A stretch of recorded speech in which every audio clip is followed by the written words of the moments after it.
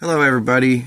Today I'm showing you, let me back up. It would be best if you watched the video before this one. In the future I'll consolidate all these videos, right?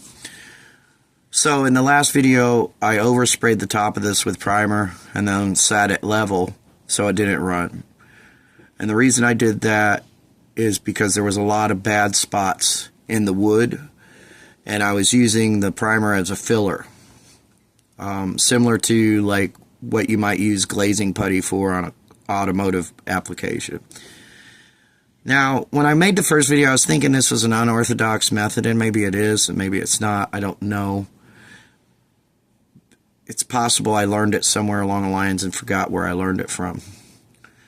So the idea is I had a bad spot here. If you refer to the other video, it was a very glaring bad spot.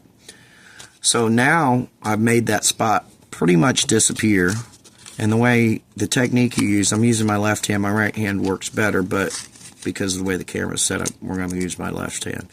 I can do it with my left. Sometimes I have to switch off while sanding anyways. But you do these nice little tight circles, and you stay all over the area. You don't just stay in one spot for too long.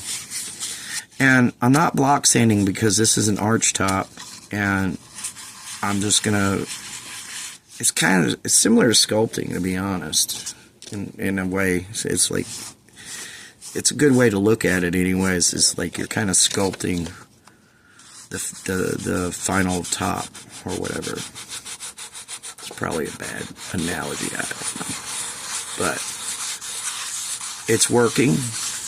I kind of like have proof of concept right here that the method is working.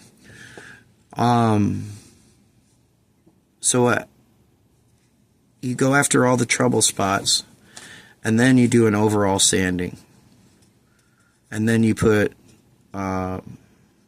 before you do an overall sanding, you put another layer of primer until you get all your blemishes gone.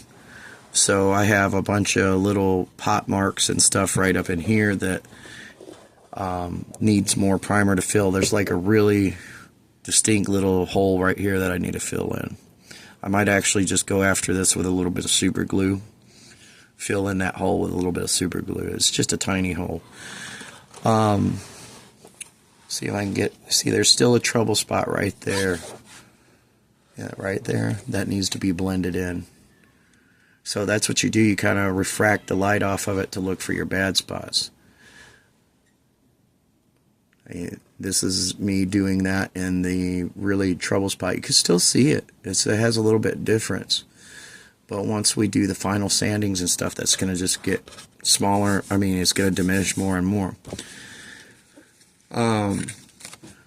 You can create a very clean paint job with basic rattle cans, and that's what this video series is out to demonstrate for you. As with all paint jobs, it's 90% prep work and 10% spraying the paint. Maybe even 95% prep work and 5% spraying the paint. So yeah, I hope y'all enjoy this series, and please like, comment, and subscribe, all those YouTube-y things that we're supposed to ask you to do. Hey, it's free. Anyways, y'all have a good day, good night, good morning. I'll see you next time.